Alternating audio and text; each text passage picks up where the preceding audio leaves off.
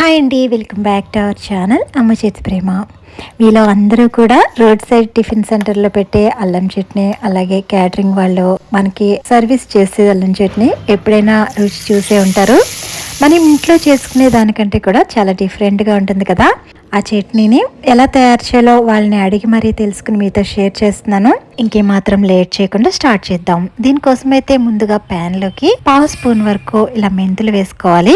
అలాగే 1 table spoon వరకు ధనియాలను వేసుకోవాలి. అలాగే మరో 1 స్పూన్ వరకు జీలకర్ర వేసుకుని ఈ దినుసులన్నిటిని లో ఫ్లేమ్ లో దోరగా వేపించుకోవాలి. ఇక్కడ ఈ చట్నీలోకి మెంతుల ఫ్లేవర్ అనేది చాలా బాగుంటుందండి. మీరు ఇంట్లో చేసేటప్పుడు కూడా ఈ మెంతుల్ని స్కిప్ చేయకుండా వేసుకోండి. ఇవి వేగడానికి ఎక్కువ టైం పట్టదండి. 1-2 నిమిషాల్లోనే ఇవి చక్కగా వేగిపోతాయి. చూడండి, ఇలా చక్కగా వేగిన వీటిని ఒక ప్లేట్లోకి వేసుకుని చల్లారనిద్దాము. ఇప్పుడు ఇదే ప్యాన్లోకి 1 లేదా 2 టేబుల్ స్పూన్ల వరకు ఆయిల్ వేసుకోవాలి. ఇక్కడ నేను 1.5 ఇంచుల అల్లాన్ని ఈ విధంగా కట్ చేసి వేసుకుంటున్నాను. వెయిట్ల లెక్కలో చెప్పాలంటే 25 గ్రాముల వరకు ఇవి వెయిట్ ఉంటాయి. ఇలా అల్లం వేసుకున్న తర్వాత దీంట్లోకి 10-12 ఎండుమిర్చి కూడా వేసుకోవాలి. ఇక్కడ మీరు తినే కారానికి తగ్గట్టు ఎండుమిర్చి కొంచెం తగ్గించి కూడా వేసుకోవచ్చండి. ఇలా అన్ని వేసుకున్న తర్వాత అల్లం అన్నది పచ్చివాసన పోయేంత వరకు ఇలా 2-3 నిమిషాలు మీడియం ఫ్లేమ్లో పెట్టుకుని వేపించుకోవాలి. చూడండి, అల్లం చక్కగా వేగింది కదా. ఈ విధంగా వేగితే సరిపోతుంది. ఇప్పుడు ఇందులోకి 4 మీడియం సైజ్ టమోటాలను ఈ విధంగా చిన్న ముక్కలుగా కట్ చేసి వేసుకోవాలి. ఈ అల్లం చట్నీలోకి టమోటాలు ఏంటి అని అనుకుంటున్నారా? మరి అదే అండి సీక్రెట్. మనకి రోడ్ సైడ్ అమ్మే అల్లం చట్నీ వాళ్ళు చేసే పద్ధతి ఎలాగైతే ఫాలో అవుతారో సేమ్ పద్ధతిని వాళ్ళని అడిగి తెలుసుకుని మరీ చేస్తున్నానండి. ఇలా అల్లం చట్నీలోకి టమోటా ఫ్లేవర్ అనేది చాలా చాలా బాగుంటుందండి. బాగా పండినవి ఎర్రగా ఉన్న టమోటాలను తీసుకుని ఇలా చిన్న ముక్కలుగా కట్ చేసి వేసుకోవాలి. ఇప్పుడు ఇలా కలుపుకున్న తర్వాత మూత పెట్టి ఇవి చక్కగా మగ్గేంత వరకు కూడా మూత పెట్టి మగ్గించుకోవాలి. చూడండి, టమోటాలు ఈ విధంగా మెత్తగా ఉడికితే సరిపోతుంది. ఇలా గుజ్జు కింద అయిన తర్వాత ఇప్పుడైతే దీనిలోకి చిన్న నిమ్మకాయ సైజ్ అంతా చింతపండులోంచి సగం వరకే తీసుకోండి, పూర్తిగా కాదు.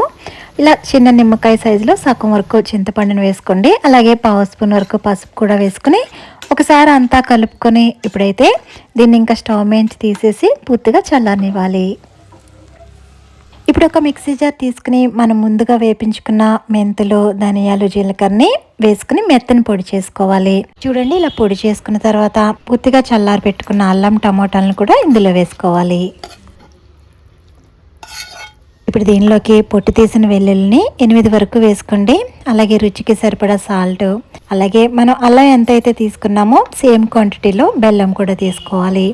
నేను ఇక్కడ బెల్లం పొడిని అయితే వేస్తున్నాను. 25 గ్రాముల వరకు ఉంది ఇది. ఇప్పుడు దీని అంతటిని వాటర్ ఏమీ వేయకుండా బాగా మెత్తగా అయ్యేటట్లు మిక్సీ పట్టుకోవాలి.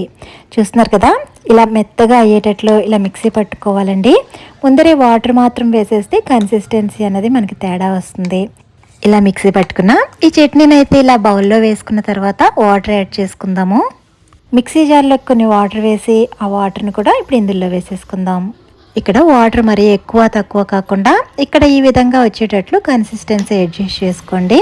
ఇప్పుడైతే దీన్ని తాలింపు పెట్టుకుందాం. 2 టేబుల్ స్పూన్ల వరకు ఆయిల్ వేసుకుని 1/2 స్పూన్ ఆవాలు, 1 స్పూన్ జీలకర్ర, 1 స్పూన్ పచ్చిశనగపప్పు, 1 లేదా 2 ఎండుమిర్చి. ఇవి కొంచెం వేగిన తర్వాత కరివేపాకు వేసుకోవాలి. కరివేపాకు కూడా క్రిస్పీగా అయిన తర్వాత 1/8 స్పూన్ వరకు ఇంగు వేసుకోవాలి. ఈ తాలింపుని ఇప్పుడు మన చట్నీలో కలుపుకుందాం. ఈ చట్నీ అన్నది అన్ని రకాల టిఫిన్స్ లోకి కూడా చాలా అంటే చాలా టేస్టీగా ఉంటుంది. వీడియో నచ్చితే లైక్ చేసి సబ్స్క్రైబ్ చేసుకోండి.